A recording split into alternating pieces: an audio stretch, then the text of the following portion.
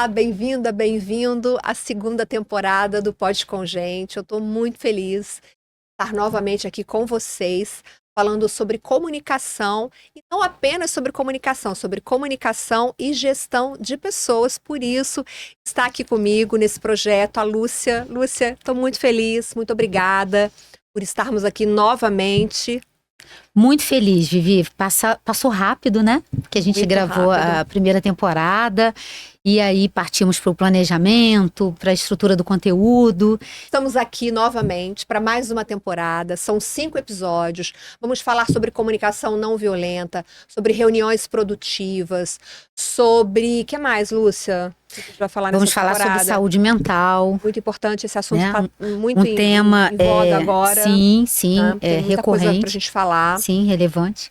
E se você ainda não é inscrito aqui no nosso canal, inscreva-se, siga também o Pode Com Gente no Spotify. Estamos no YouTube e no Spotify com conteúdo em vídeo e áudio para você consumir esse conteúdo onde quiser. Bastante democrático isso, eu gosto muito. Também. E aí, Lúcia, o nosso tema de hoje é a comunicação não violenta. Quando a gente estava montando a pauta, você falou assim, Vivi, vamos começar por comunicação não violenta. Por que você sugeriu para a gente começar pelo tema de comunicação não violenta? Então, Vivi, no trabalho que eu realizo no dia a dia, né, eu vejo cada vez mais a importância de uma comunicação empática para amenizar conflitos, para reduzir até questões sérias como ações trabalhistas, como o absenteísmo. Então, a comunicação não violenta, ela conecta as pessoas, né?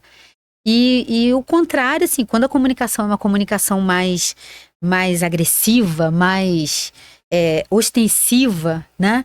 Isso acaba limitando as pessoas, fazendo com que as pessoas se sintam julgadas, avaliadas, né? E aí no dia a dia, então assim, quando eu li o livro, né? Eu lembro que deu aquele Aqui, start. eu trouxe o livro, vou mostrar o livro pro pessoal, olha, esse livro aqui. Pedi pro nosso cinegrafista se ele conseguir dar um close aqui, eu não sei se é possível, para mostrar esse livro aqui pra gente. Ó, o livro Comunicação Não Violenta, ele foi escrito pelo psicólogo norte-americano Marshall Rosenberg. O Marshall, inclusive, já é falecido, mas deixou esse legado. Então, ele é Sim. o Papa, né? Ele foi o primeiro a pensar sobre esse tema, comunicação não violenta, a partir da história de vida dele. Ele vivia num bairro muito violento nos Estados Unidos e ele tentava entender de que maneira as pessoas poderiam viver de maneira mais pacífica e por que as pessoas eram tão hostis umas com as outras. Então, eu acho que esse livro, esse tema é muito fruto do que ele viveu na infância dele, o que é normal, porque eu acho que a gente é fruto das nossas experiências, do que a gente vive na infância e tudo mais. E eu acho que o episódio de hoje vai ser basicamente analisar o livro. A gente tá igual... Você conhece o podcast dos sócios? Que tem o Bruno e a Malu Perini? Não, ainda não conheço, então, Vivi. amiga, sugiro que você conheça. Sim. Eles, assim, alguns episódios, eventualmente, eles pegam um livro e eles fazem um episódio só analisando aquele livro. Então, já analisaram A Psicologia Financeira, que é um livro muito bom, já analisaram Pai Rico, como é que é? Pai Rico, Pai Pobre, já analisaram, enfim, vários outros livros. E eu trouxe o livro justamente para a gente se apoiar nele. Eu confesso, Lúcia, para você também, que está assistindo a gente, que esse tema é novo para mim. Eu tive o primeiro contato com esse livro, foi até a minha cunhada que estava lendo o livro, fez um stories. Comunicação não violenta, o título me chamou a atenção. Sim. Aí eu fui pesquisar e pensei assim, eu acho... Eu não cheguei ao tema, ao livro, pensando nos negócios, na comunicação. No ambiente corporativo. Não. Eu cheguei pensando nas relações familiares. E eu falei, bom, eu acho que esse livro pode me ajudar a melhorar a minha relação com o meu filho. Porque eu tenho um filho de 12 anos, sim. um filho praticamente pré-adolescente. E você sabe, os seus filhos já são adultos, você sabe que os filhos... Já passei por essa fase. As relações são muito conflituosas. Aí eu falei, caramba, eu vou comprar esse livro para ver se esse livro me ajuda na minha relação com o meu filho, nas relações familiares, até com o esposo também. Sim. E aí comecei a ler. Só que confesso para você que fiquei muito assustada com a complexidade da comunicação não violenta. Porque às vezes a gente acha que a comunicação não violenta é só não gritar com o outro, é só falar educadamente, é só não usar um palavrão. Você sabe, Vivi, até para indicar o livro, imagina assim, eu me peguei um dia desses, num contexto, numa situação que eu senti vontade de indicar o livro, né, para uma diretora.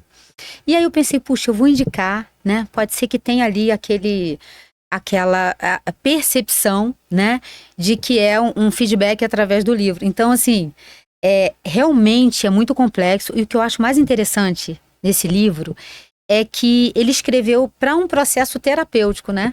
Ele como psicólogo, né? Para lidar melhor para lidar com os pacientes. Com os pacientes, né? E aí, quando veio para o ambiente corporativo, né? Eu vejo assim, veio como uma necessidade, porque você imagina, já é desafiador, como você disse, a gente se comunicar no âmbito familiar, com os amigos, no âmbito pessoal.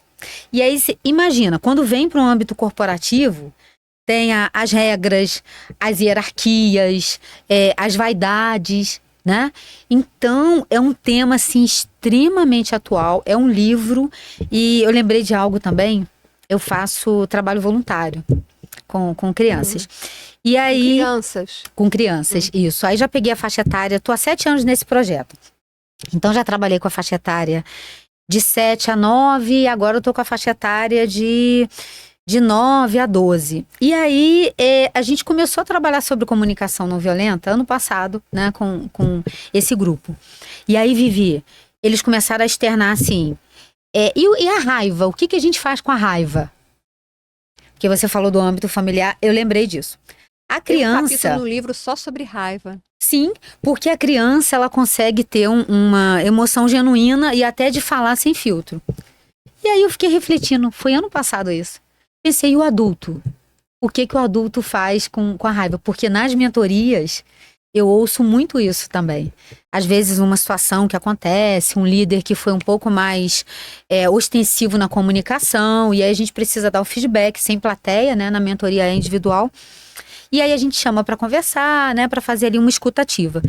E eu ouço de forma recorrente sobre a raiva, né? Tanto que na última mentoria eu disse para ele, a raiva a gente canaliza de forma positiva na academia, num projeto, mas eu não posso negar, né, que a emoção tá ali.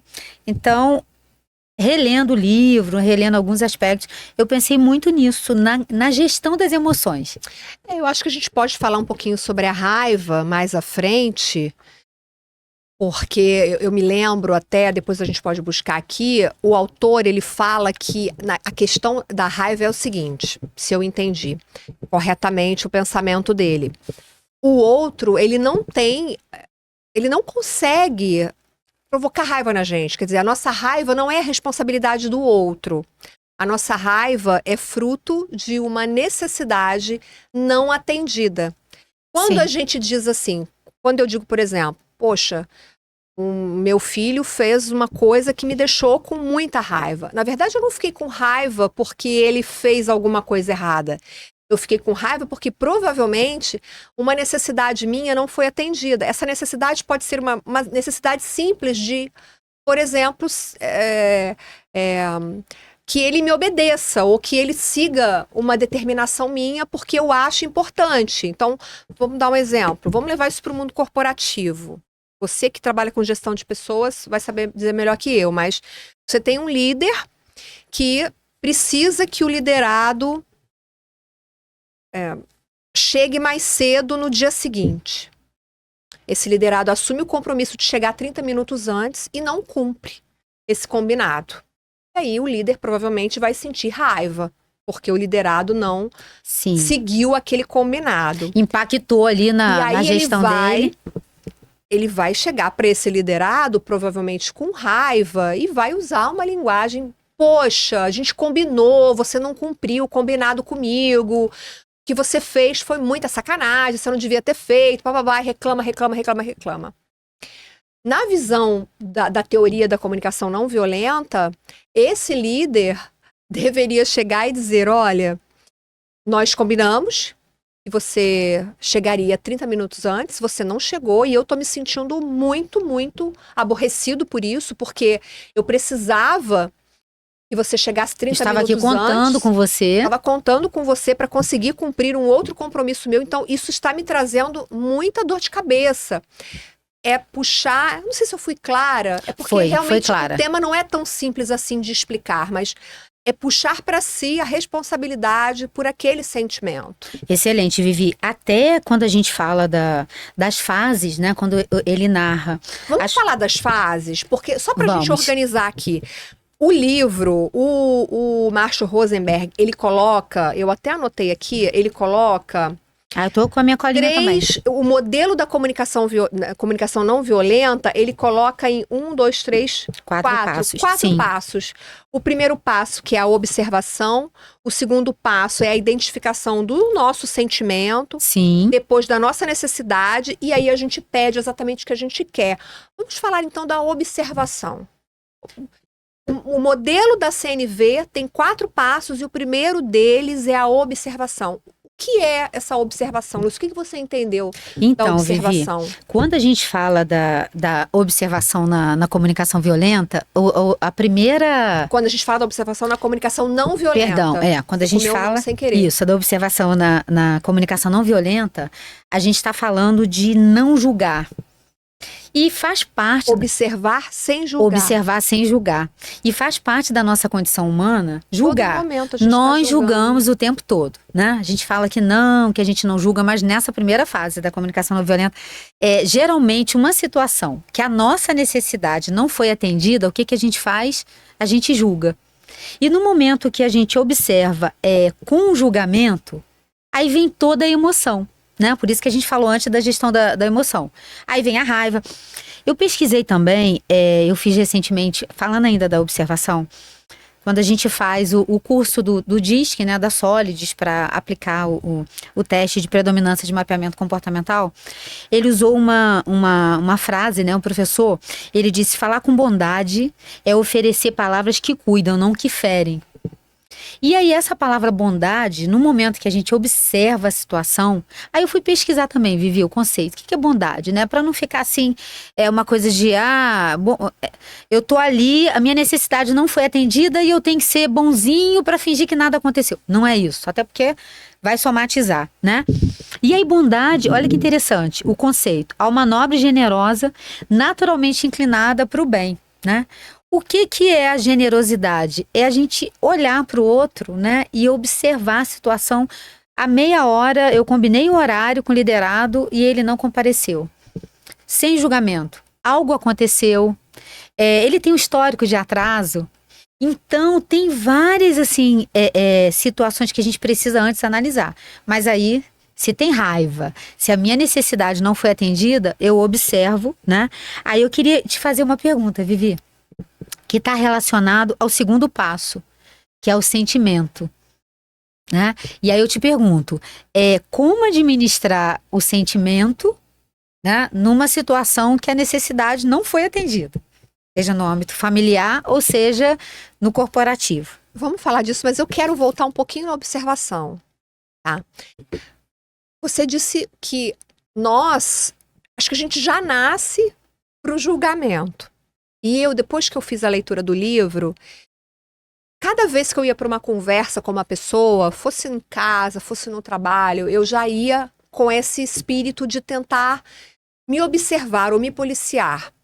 Tá, então se eu tô numa situação de conflito e eu preciso primeiro observar, eu ficava pensando comigo mesma, como eu vou fazer essa observação? O que é isso? Tá, eu não posso julgar, então eu não posso dizer que aquela pessoa tá errada, eu não posso dizer que aquela pessoa fez diferente, eu não posso dizer. Eu tenho que simplesmente observar o que está acontecendo ali naquele contexto, observar o que a pessoa está dizendo, observar o contexto, para depois falar do meu sentimento. Perfeito. Certo? Porque enquanto você observa, e assim, foi a leitura que eu fiz também, né, dos 4 passos. Eu sei que tá um pouco clichê a gente falar da questão da empatia, é uma palavra banalizada, mas assim, a gente observa pelo contexto do outro, né? Porque se eu observo e eu penso no que me causou aquela situação, aí eu volto para mim. E todas as vezes que a gente no relacionamento, né, a gente fica centrado na gente mesmo, a gente leva pro lado pessoal, né? Vivi se atrasou porque nós combinamos, né? Mas ela não fez a gestão correta do tempo, né? Nossa, ela realmente quer me prejudicar. Então, assim, na observação, essa é a minha percepção, Vivi, vê se faz sentido para você. Quando a gente quando a gente não está equilibrado, a gente leva pro pessoal mesmo, nessa observação. E quando a gente leva pro pessoal, não é mais o outro, é a gente. Então, quando até eu reli o livro, eu pensei muito na questão da emoção. E aí, como que eu fico me policiando? É nesse segundo passo. Qual é a emoção, qual é o sentimento que está nessa situação? E aí, nas minhas relações, eu observo muito o meu sentimento. Assim, hoje eu não estou num dia bom. Óbvio, a gente é humano, tem dia que a gente acorda. Mas é muito mais fácil quando a gente conversa falando do outro. A gente quase não fala da gente. Eu passei a observar isso. Então a gente senta para uma conversa, você não fez isso, você não falou. A gente nunca fala da gente. É muito mais fácil a gente falar do outro do que falar da gente. E é justamente isso que o modelo da CNV propõe, que a gente fale da gente e não do outro, que a gente assuma essa responsabilidade. Sim. Então, só para a gente passar da etapa da observação, essa observação é ir para uma conversa no trabalho ou em casa, desarmado e só observando. Observar é pensar assim, bom, o que eu posso tirar dessa situação? Fulano chegou atrasado. Eu falar que fulano chegou atrasado é diferente de eu falar, nossa, essa pessoa sempre se atrasa. Nossa, esse cara é um atrasildo.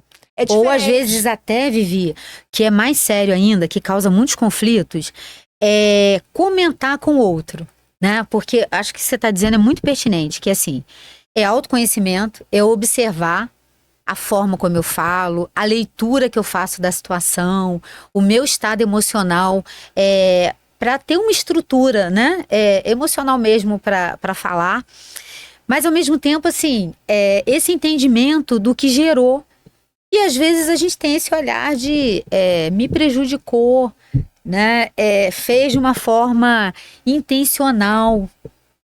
E uma coisa que você falou que me chamou muita atenção é quando a gente não pratica, a gente não só tem dificuldade para fazer a gestão do sentimento, da emoção, como, não sei se você observa isso, Vivi, no seu dia a dia, os comentários que se faz em relação ao comportamento de alguém, por exemplo. Na gestão de conflitos, a gente sempre orienta o seguinte, tem os dois lados, a gente até brinca, fala tem os dois lados e a verdade, né? Porque às vezes o colaborador traz a situação, mas ele traz com o sentimento dele, como eu me senti naquela situação. Então, olha a complexidade, né? Tem a forma como o outro falou, né? Se ele utilizou uma comunicação violenta ou não, e tem a forma como impactou no outro, né? Porque o julgamento é violento, a crítica é violenta, e até a crítica positiva é um julgamento. Porque às vezes a gente acha que fazer um elogio, fazer uma crítica positiva não é um tipo de julgamento, mas é um tipo de julgamento. Sim, porque tem que alinhar, tem que realinhar o comportamento, né? Se você faz o feedback. E aí, aqui no livro tem um quadrinho muito legal, que eu vou dar aqui 2 exemplos, porque o autor coloca uma observação com avaliação e uma observação sem avaliação, sem julgamento, digamos assim. Quando a gente diz, você é generoso demais, a gente está fazendo uma observação com julgamento. Mesmo que seja positivo, você está dizendo que ele é generoso demais, você está fazendo um julgamento. Agora, quando a gente diz, quando vejo você dar aos outros todo o dinheiro do almoço, acho que você está sendo generoso demais. O acho, inclusive, puxa a responsabilidade para quem está dizendo. Sim. Ele não está afirmando. E traz o fato São diferenças também. muito sutis. E aí um outro exemplo. João vive deixando as coisas para depois. É uma observação com julgamento. Quando você faz uma observação sem julgamento, você diz, João só estuda na véspera das provas. Você está constatando. Eu acho que a observação, ela tem a ver com constatação. É algo que está ali, é um fato. Sim. E contra fatos não há argumentos. E aí vem aquela questão que você falou no início. Precisa falar? Sim. E eu adoro quando você traz os exemplos. Aí eu peguei um exemplo aqui também na minha colinha. Com julgamento. Você nunca faz nada direito, né? Sem julgamento. Isso não cumpriu um prazo, né? Um colaborador que não cumpriu um prazo. Percebi que o relatório não foi entregue no prazo. Então você está falando do fato. E se você alinhou, o líder alinhou um prazo com o liderado, esse prazo tem que ser cumprido. Porque se ele não for cumprido, ele vai impactar na empresa como um todo. Então, assim, tudo pode ser dito. Depende da forma, né? E você não precisa se abster do fato. Aí eu lembrei, Vivi, geralmente os líderes têm uma necessidade, assim, de serem pessoas queridas. Então eu vou ignorar o fato, porque eu preciso, né, ser validado pelo meu liderado. Então eu vou evitar os conflitos. Também não é um caminho.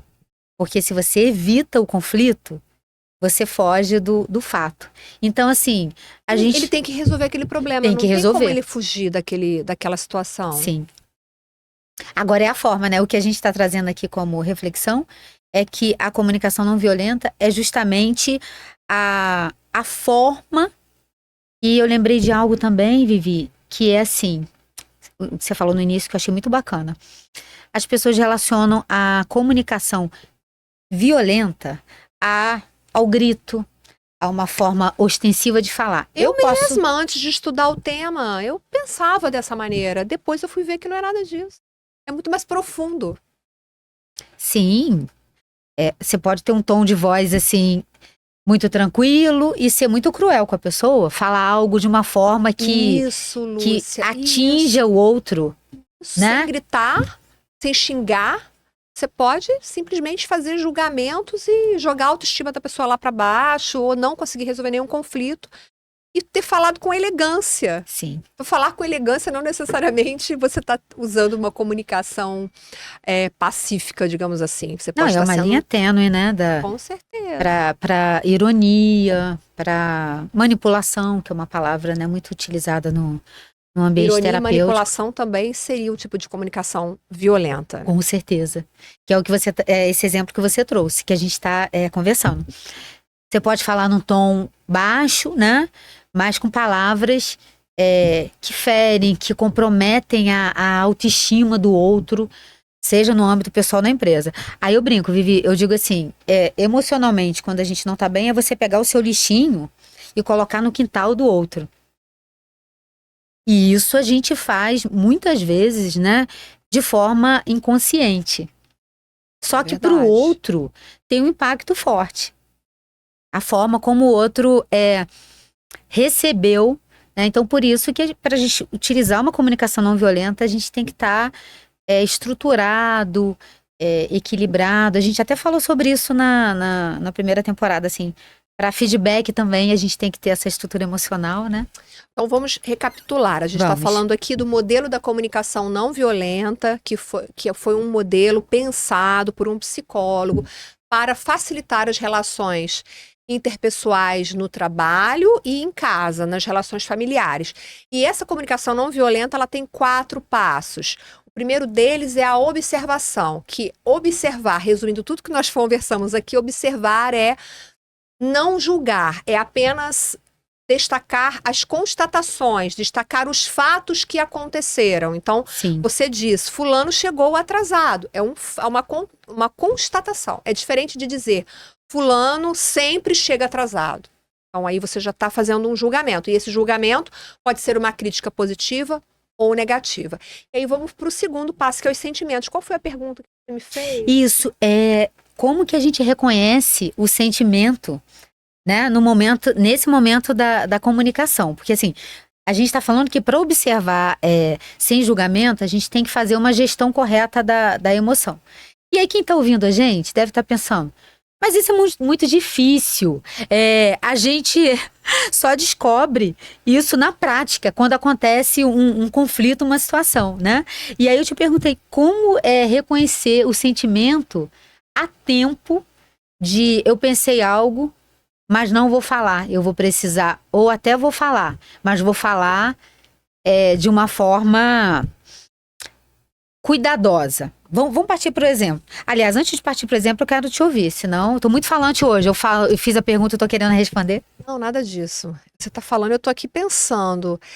Como eu disse no início, eu entrei em contato com esse tema muito recentemente. Então, eu venho estudando e acho que vou estudar a comunicação não violenta pro resto da vida, porque ela está muito relacionada com autoconhecimento. Verdade. Então, se eu fiz uma observação e agora eu preciso identificar o meu sentimento naquele conflito, eu não vejo outro caminho senão o autoconhecimento. Perfeito. E eu acho que a terapia ajuda muito, a leitura ajuda muito, você tentar controlar o impulso ajuda muito. Vou contar uma história rápida. Há 20 anos atrás, quando eu comecei a trabalhar no Pharma, eu comecei a trabalhar com um cliente atual e também é um amigo, um mentor, que é o Luiz Carlos Marins, presidente da Ascoferj e diretor da Pharma Contábil. E há 20 anos atrás, eu tinha os meus 20 e poucos anos, quando a gente é jovem, a gente é mais impulsivo. E eu me lembro que em muitas reuniões, eu ia para reunião com o Marins e ele dizia assim para mim, calma, Viviane, vamos comer o elefante em bifes. Ele dizia assim. Sim. Mas ele dizia também o seguinte, ele, olha, se você tá nervosa, você tá tensa, se você tá emocionada, se você não responda o e-mail naquela hora, porque naquela época não tinha WhatsApp, era e-mail, a gente se comunicava muito por e-mail. Excelente dica. Não responda na hora. Vá para casa, ou vá deitar, ou vá fazer... Esfria a sua cabeça primeiro, depois você responde. Não responda de imediato. Isso foi uma lição para minha vida. E eu hoje aplico isso, mas isso já está internalizado em mim. Isso é um ponto. Agora, quando a gente está num conflito, no trabalho, com um colega de trabalho, que você precisa se posicionar naquele momento, eu não vejo outro caminho a não ser o caminho do autoconhecimento. É uma prática. Você precisa pensar que é o seguinte, eu não posso responder agora. Se você não souber o que responder, diga, olha, eu preciso pensar melhor, eu preciso esfriar minha cabeça, entender tudo que está acontecendo, depois a gente volta a conversar. Agora eu não tenho nem certeza sobre o que eu preciso dizer para você ou o que eu quero dizer para você. Sim. Isso é quando a gente não sabe o que a gente está sentindo, porque às vezes a gente não sabe. A gente está tão ali, perdido naquele mar de emoções, naquela confusão de sentimentos que a gente não sabe. Verdade. O que a gente está verdade. sentindo. E a gente tende a confundir pensamento com sentimento. E eu te ouvindo... Isso é muito comum, porque o que a gente está pensando não necessariamente é o que a gente está sentindo. Verdade. É, Lúcia? Não, interessante. Não, faz todo sentido. Mas eu acho que o conhecimento é o caminho e a prática. Quanto mais a gente se observar e for para uma conversa com esse pensamento, olha, eu não posso ser impulsivo, eu não posso julgar e eu preciso tentar entender ali o que aquela situação está me gerando de sentimento. Sim. Para que depois eu expresse a minha necessidade. Porque provavelmente, se eu fiquei chateada, é porque a minha necessidade não foi atendida. Porque sentimento e necessidade estão totalmente relacionadas. Uma está ligada à outra. Sabe o que eu pensei? Uma criança, né? Uma criança, quando ela é contrariada, ali na primeira infância, ela se joga no chão, ela faz birra, chora... Porque ela não tem essa estrutura emocional, né, para fazer isso que a gente está conversando aqui. E aí eu estava te ouvindo, Vivi, eu penso que nas relações, quando o conflito acontece, a maioria das pessoas reagem. Ou seja, sim, falou alto comigo, gritou, eu vou falar mais alto. E aí um grande aprendizado da comunicação não violenta, que é um aprendizado diário para a vida toda, não reaja. Não reaja. Por mais que você tenha razão, por mais que você considere que o outro extrapolou um limite, né? Não reagir é você gerenciar suas emoções para que você diga no outro momento que você converse, que você dialogue, que você imponha o limite. Através da comunicação não violenta. Porque você utilizar a comunicação não violenta, você também pode impor os limites. Só que se você grita, eu grito mais alto, uma já não ouve a outra, a gente já não se escuta. E vira uma disputa. E vira uma disputa, guerra, uma guerra. né? E detalhe, isso pode virar um hábito também. Tem muitas relações pessoais ou no ambiente corporativo que elas necessitam do conflito, necessitam da ansiedade, né? Necessitam desse estado permanente de fúria. E aí isso pode se tornar algo rotineiro, né? E tem até a ver com o tema que a gente vai falar mais para frente. Isso pode fazer parte da cultura da empresa. Se isso não for trabalhado, se isso não for percebido antes, como acontece nas relações familiares, assim, que as pessoas extrapolam os limites do respeito, por exemplo, né? Que é a base. Eu acho que as pessoas podem estar se perguntando por que o modelo começa com a observação e por que a gente não deve julgar. Porque me ocorreu de comentar isso agora.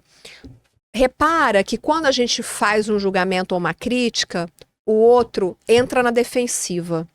E quando o outro entra na defensiva, dificilmente a gente vai conseguir fazer com que ele faça aquilo que a gente quer. Deixa eu abrir um parênteses. O autor diz isso no livro. Olha, ele diz assim, eu não quero que vocês usem a comunicação não violenta para manipular ou para obrigar as pessoas a fazerem aquilo que a gente quer. Não é isso. Ele é muito claro quando ele diz que a comunicação não violenta existe para atender às necessidades de ambos os lados. Tanto que o Marshall Rosenberg, ele participou de muitas mediações de conflitos em guerras no Oriente Médio, Palestina, aquilo tudo. Ele era chamado para isso. E aí, ele, ali como mediador, fazia o papel de mediador, ele conseguia fazer com que, o país A expressa a sua necessidade, o país B expressa a sua, e aí eles vão chegar a um acordo. A negociação no mercado tem muito isso, né, Lúcia? Quando você diz assim, a relação numa negociação tem que ser uma relação de ganha-ganha. É quase isso, quando a gente está falando da comunicação não violenta. A gente tem que entender que os dois lados possuem necessidades, e essas necessidades, quando não são atendidas, provocam sentimentos, muitas vezes são ruins, a raiva, por exemplo, e aí ninguém consegue chegar a lugar nenhum. E aí fica eu te ouvindo, né, e pensando no livro, fica uma questão de medir forças, né? Eu penso muito em relação também ao ego, à vaidade, né? Se a gente entra no relacionamento, seja pessoal ou no ambiente corporativo, né? E tem essa disputa, né? Essa questão de como a gente lê essas frases assim, né? Vou citar uma frase que eu não conheço o autor, que é: você quer ser feliz ou ter razão? Né? Então, eu hoje com quase 50, eu geralmente quero ser feliz. Eu estava falando isso ontem com uma amiga minha, falei, olha, eu não tô mais... Eu não entro mais para briga, para impor uma vontade, ou para... Quando a gente é jovem, a gente tende a fazer isso. Não, e a gente também, Vivi, tem uma tendência... Ontem mesmo eu estava assistindo um podcast que estava falando sobre comportamento, né? E aí falou dos extremos, calmaria e tempestade. E aí eu fiquei pensando, né? Até o próximo passo que a gente vai falar, que é a necessidade. Qual a necessidade que está por trás, né? Ali no momento que você tá se comunicando com alguém. Quando a gente quer que a nossa necessidade prevaleça, aí entra aquilo que a gente falou antes. Vai haver uma tentativa de manipular, vai haver uma tentativa de persuadir o outro. Agora, quando há necessidade da conciliação, Vivi, não tem que ser bom para mim e ruim para você. Tem que ser bom para mim e bom para você, né? Então isso, vou até dar um exemplo quando a gente fala, a gente deu aquele exemplo antes de um prazo que não foi cumprido, né? Então, o sentimento em relação a um prazo que não foi cumprido, eu fiquei preocupada. Por quê? Porque um prazo não cumprido vai impactar, né, na minha gestão, vai impactar na sua. Então é o famoso o que houve. Então você está trazendo, né, o seu sentimento. E a necessidade, quando a gente fala, a gente precisa cumprir esse cronograma. Eu estou dizendo o seguinte, aos dois lados. Eu preciso cumprir e você também. Então, vai haver essa relação de ganha-ganha. Isso é negociado. E isso faz parte da vida da gente. Eu acredito assim, Vivi, se a gente conseguir viver até os 90 anos, a gente vai ter 90 anos e a gente vai estar negociando, conciliando, né, enxergando o lado do outro. Isso aí é uma prática diária. A gente conseguir enxergar a necessidade do outro e não achar que o mundo gira em torno do nosso umbigo, né? Que gira só em torno das nossas necessidades. E enxergar a necessidade do outro passa por perguntar também sobre esse outro, sobre... Bom, eu já observei, eu já constatei o que está acontecendo sem fazer críticas e julgamentos. Sim. Já falei que fiquei triste com aquilo, que fiquei preocupada, que aquilo me causa desconforto, que aquilo me causa preocupação, eu tenho medo de perder o meu emprego, eu tenho medo de perder o meu cliente, eu tenho, enfim, medo de que, no caso do filho, olha, eu tô preocupada com a sua postura na escola, porque eu tenho medo de algo pior acontecer com você, então isso me preocupa. Eu tô falando de mim, eu não tô falando do outro. E aí a gente expõe aquela necessidade, né? A minha necessidade é que você me obedeça porque eu sou sua mãe e acho que o que você está fazendo pode trazer perigo para a tua vida, então isso me preocupa. E aí, Lúcia, a gente entra no último passo, que é o pedido, que eu achei muito bom. Mas, na verdade, eu estava falando da pergunta, né? Só concluindo o pensamento da pergunta. Tá claro. Que a gente precisa, para a gente identificar a necessidade do outro, a gente precisa perguntar. Então, por que você fez isso? Com que objetivo? Com que intenção? Sim, o que passou pela sua cabeça? No ambiente corporativo, a mesma coisa. Por que você não entregou esse relatório? Ou por que você teve essa atitude? Tem algo que está se desagradando? E aí são as perguntas abertas, que a gente dá margem para a pessoa falar um pouco mais, se abrir um pouco mais. E até trazer para a solução, né, Vivi? Porque eu vejo assim... E às vezes a solução é simples, né? Sim, e você fazer perguntas que também tem a ver com demonstrar um real interesse no outro, né? O que aconteceu para não cumprir o prazo? Foi questão de prioridade? Foi gestão do tempo, né? Ele teve uma outra demanda que entrou ali naquele processo e ele teve que antecipar. Então, as perguntas... dão protagonismo ao outro, no sentido do outro falar qual é a necessidade e por que essa necessidade não foi atendida.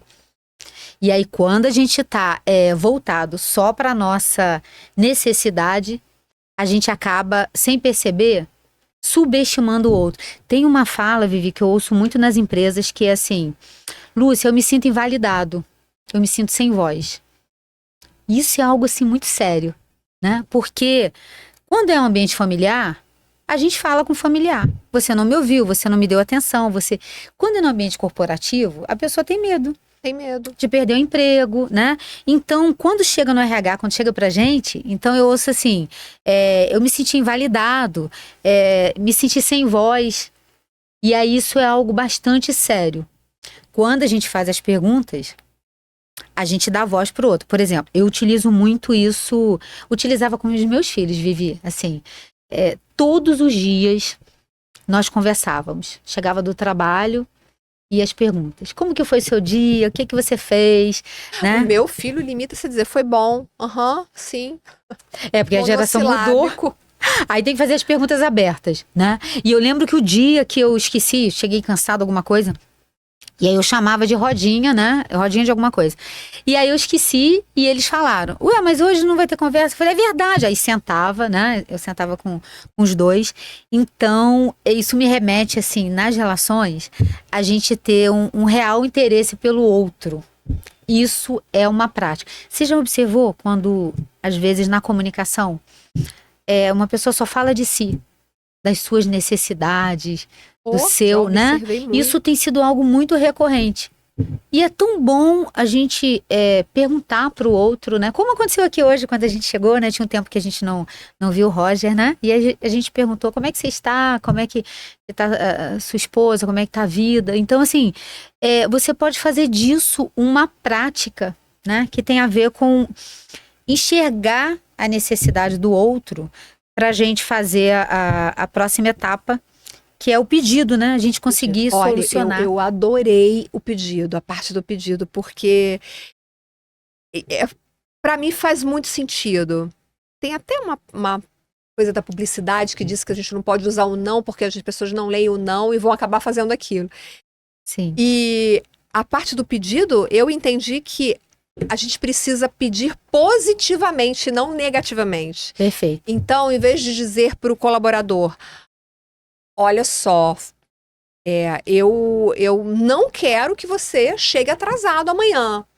Esse pedido é um pedido negativo, na negação. A gente tem que pedir, fulano, eu preciso que você chegue pontualmente amanhã no seu horário. É diferente. Então, em vez de dizer, fulano, não faça isso, diga, faça aquilo. Então, faça um pedido na forma positiva e não na forma negativa. Sim. Faz sentido isso pra você? Faz todo sentido. E eu separei uma frase, Vivi, que é do Carl Jung, que é o fundador da psicologia analítica, e também uma frase que ele utilizou, né, no ambiente terapêutico e que a gente pode trazer para o nosso contexto. E a frase é: conheça todas as teorias, domine todas as técnicas, mas ao tocar uma alma humana, seja apenas uma alma humana. E eu acho isso fantástico, porque assim, essa sensibilidade, né, da gente olhar para a singularidade do outro é que faz com que o pedido seja de forma positiva. Por quê? Aí volta a bondade lá no início que a gente falou. Porque a gente quer que dê certo, a gente quer que o outro cumpra o prazo, a gente quer que o outro performe, a gente deseja que o outro seja bem sucedido. Então, assim, uma comunicação não violenta, você, na verdade, você está contribuindo para que o outro cresça, evolua, aprenda. E são as pessoas que marcam a gente na nossa vida positivamente, são as pessoas que como a gente aqui vivia o nosso projeto, aproveitando. Olha, eu acho que vai ter gente que vai ouvir e falar assim, nossa, elas são sonhadoras demais, isso que elas estão propondo não é possível. Verdade, aí eu lembro, aí eu tenho que falar uma frase do Ariano Suassuna, que eu gosto muito, que ele diz que o otimista é um tolo, o pessimista é um chato. Bom mesmo é ser um realista esperançoso. Eu acho que o mais difícil é a raiva, sabia? Que a gente comentou lá no início. É controlar essa raiva, entender como lidar com essa raiva. Tô até procurando aqui o capítulo da raiva. Expressar a raiva plenamente. Magoar, culpar ou bater são manifestações da raiva interior. Perfeito. Tem várias frasezinhas aqui. A causa da nossa raiva nunca é o que os outros dizem ou fazem. A gente sempre acha, né? Ele diz que a causa da nossa raiva é uma necessidade não atendida. Não é o que o outro faz, é o que a gente não conseguiu atender, né? Da nossa necessidade. E aí tem a ver até, né, Vivi, com o que a gente vai falar mais no episódio da saúde mental, mas as relações tóxicas, né? Aquele exemplo que eu dei, pegar meu lixinho e colocar no quintal de alguém. Então, você está transferindo, né, uma má gestão das suas emoções, que aí eu acho que é importante a gente falar da dica, né? Como? Processo terapêutico, praticar esportes, que você pode canalizar esses sentimentos, a raiva, todo sentimento, né? A frustração, ela pode ser canalizada de forma positiva. Eu gosto de dar o exemplo do esporte, né? Exemplos que você possa não canalizar isso com alguém, né? Não colocar na conta do outro. Então, eu achei bacana quando você falou da raiva e lembrei das crianças, né? Que eu dei aquele exemplo do trabalho voluntário. Ele tem alguns passos aqui. Passos para expressar raiva. Parar e respirar. Primeiro passo, parar e respirar. Segundo passo, identificar os pensamentos que julgam as pessoas. Terceiro passo, nos ligar às nossas necessidades. E quarto passo, expressar sentimentos e necessidades não atendidas. Perfeito. É dessa forma que ele sugere que a gente controle a raiva. E aí, já encaminhando o nosso programa para o fim, Lúcia, tem uma parte do livro em que ele fala sobre elogios, como fazer elogios no modelo da comunicação não violenta. Ele fala algo como, seja bem específico naquilo que você está elogiando. Sim. Vamos supor, Lúcia, eu recebi o relatório que você me passou e o relatório estava muito bom porque você trouxe dados muito completos e ainda fez análise sobre esses dados. pra gente não ser generalista nos nossos elogios, pra gente ser bem específico nos nossos elogios. Você Sim. entendeu dessa forma também? Entendi. Gostei muito dessa parte, Vivi. Porque o elogio, ele tem que ser algo genuíno, que possa reconhecer a força do outro. Não pode ser uma estratégia, não pode ser algo banalizado, né? Eu vou elogiar para agradar. E muitas vezes, assim, o outro não tem uma percepção de que o elogio está sendo verdadeiro, está sendo sincero. Então, o que é o elogio? É você reconhecer a força, o esforço do outro. E o elogio, pegando o gancho no livro e trazendo para o nosso dia a dia, para a gestão de pessoas, é altamente motivador.